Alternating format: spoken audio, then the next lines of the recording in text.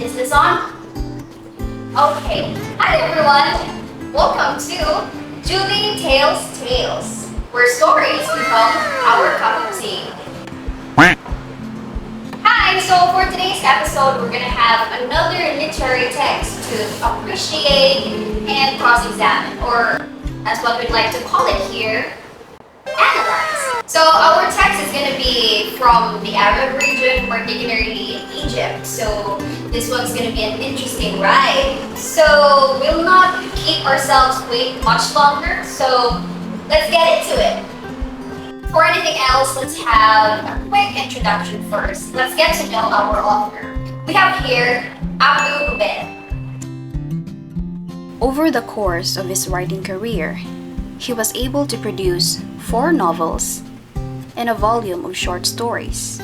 One of which we're going to talk about in this episode. So this short story is entitled none other than Have You Seen Alexandria Station? Okay, so my impressions on the short story. I would say this one's a classic.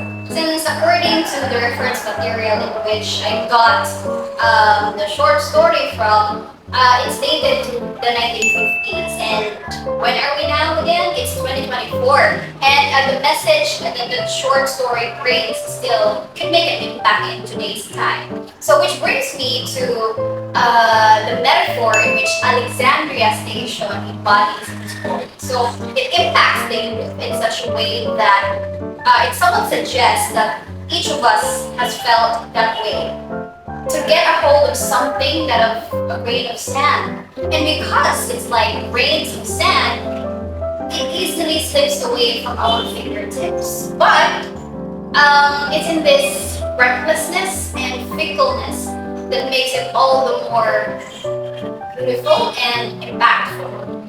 Also, for the entire student body, I would say they can relate to the short story in a way that I've heard stories, many stories about Tonga, or the one that got away. So this one could pertain to a lost love, but eventually over time, the concept or the term evolved into something else or into many things. So it can also be in a more painful sense. This Tonga could be the one that got away college program.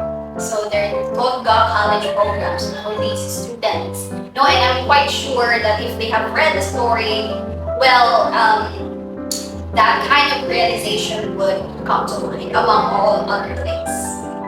So now, let's go back to the story to know its context and why I said those things. So, the story involved 3 main characters. So we have a married couple and the wife's sister. And right from the get-go, the story relays the inner conflicting feelings of the husband, of his complete reluctance to leave Alexandria Station. So why the reluctance? Why the hesitation? So here's the tea, ladies and gentlemen. It turns out that this husband has feelings for the wife's sister. Open his eyes on her. So that kind of realization puts the husband in a kind of pinch and in a quite difficult situation because clearly it was emphasized in the story that the husband is already married and in a moral standing to have feelings for your wife's sister is morally incorrect or it's a mistake, right? So his confessions was subtle and in a way implicit to the extreme, since in the story he fashioned it into a kind of story as well that has close resemblance to his own experiences. And it's quite bitter and funny because that story is told to the sister herself. It's as though it's his way of confessing the kind of feelings he had for the person or for the sister. That's not even the funny part because the story which he told the sister was also entitled Have You Seen Alexandria Station? So it's like as readers, no, we're also facing or witnessing the kind of problem the husband is facing right at the moment of the story. So, whether or not the sister understood the confessions, I guess it's up for the readers themselves to decide. And I would say it's one of its literary tactics for, effects and such.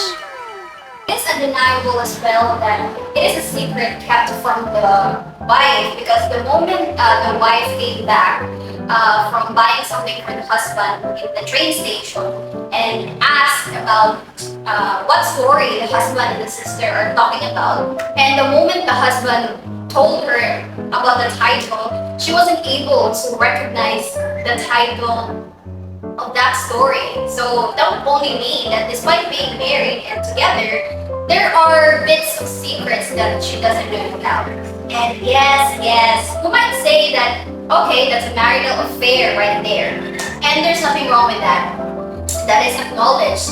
It's obvious. But as a reader myself, I was more drawn to the metaphor that Alexandria station represents. So the first one, the love, has the husband supposedly fell for the sister, and the second one, we have the concept or symbolically the concept of vodka. Of course, we can only speculate on the reasons why the husband have felt that way for the sister. So it could be that in their traditions and culture, back in their place, the husband and the wife were only arranged to be married with no prior commitments and love towards one another. Or it could be that even though they are married, they are not happy. So we can have speculations like that.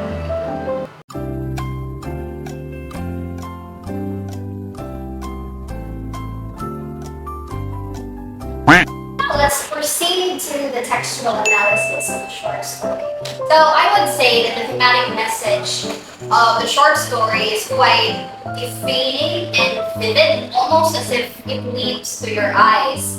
But creatively, of course, because it doesn't lack in that regard. So it was artistic. It was artistically presented, all those thematic messages.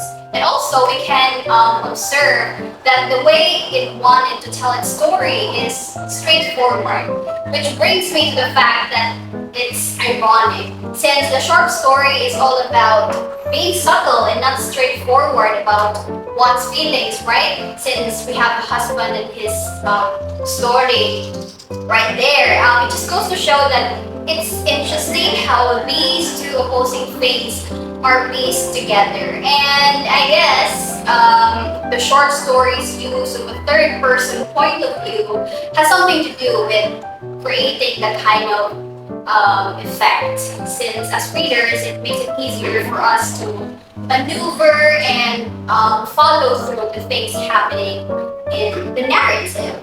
And we have the setting as well, which is easily visualized since it matches the title itself. So we see there the characters, right, in a train platform or in a train station, waiting to board their boat, right, possibly going home.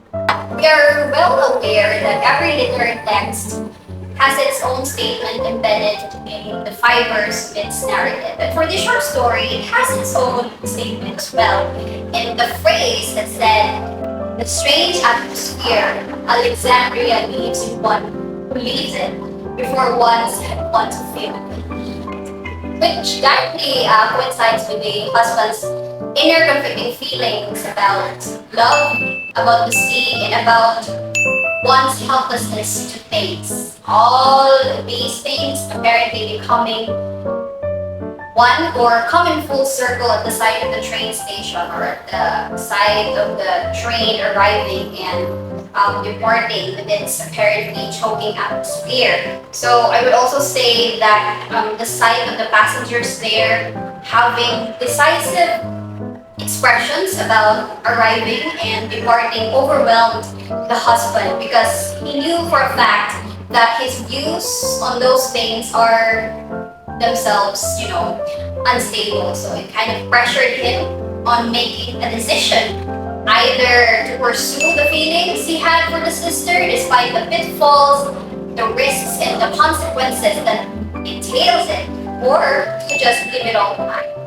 Also, this was even recapitulated towards the end of the story, wherein he thought that here we can use some of the techniques of psychoanalysis in interpreting literature, especially in the concept of desire. So, introducing Sigmund Freud. Here, he associates these urges to the unconscious, wherein, according to him, this is the part of the brain beyond consciousness which nevertheless has a strong influence upon our actions. This is linked with the idea of repression, where the forgetting or ignoring of unresolved conflicts, unadmitted desires, or traumatic past events are screened out of conscious awareness. So how are these unresolved conflicts, unadmitted desires, and traumatic past experiences forced out of the conscious awareness and then into the unconscious realm? Well, there's quite a lot of ways for that. First one, we have repression and what Sigmund Freud calls the psychic process, which refers to the psychic procedures for avoiding painful admissions or recognitions. A well-known example of these mechanisms, which we can relate to the short story at hand, is the Freudian slip, which Freud himself called the parapraxis. Here, repressed material in the unconscious finds an outlet through such everyday phenomena such as slips of the tongue, slips of the pen, or unintended actions. This only means that dreams, or in this case, desires, just like literature, do not usually make explicit statements. These things tend to communicate obliquely or indirectly that avoids direct or open statement and only represents meanings through concrete embodiments of time, place, or person. Another thing, dearest readers, we can also interpret the short story this way. It can be that Alexandria station is a bubble, and leaving it through the trains with stations named after it only means that the bubble is about to burst. Almost as if saying that all the things happened in Alexandria were never meant to last. Almost like a fairy tale. No, and those three characters, after leaving that place, is bound to go back to their original lives. It's as simple as that. Think of it as going on a vacation. So go to a certain place for, let's say, days, a few weeks, or even a month. No, but that kind of interim eventually ends. No, and you have to go back to what you were doing before going there. Probably to work and to your original life. So it's like a bubble that just pops at the intended time. Also, it's the kind of bubble that makes you realize certain hidden things and hidden desires. But at the same time, it shuts back a more poisonous arrow bearing the message of its recklessness and the risks and consequences that comes with it, or that comes with those wishes. I would say life just plays out like that. It's complicated like that.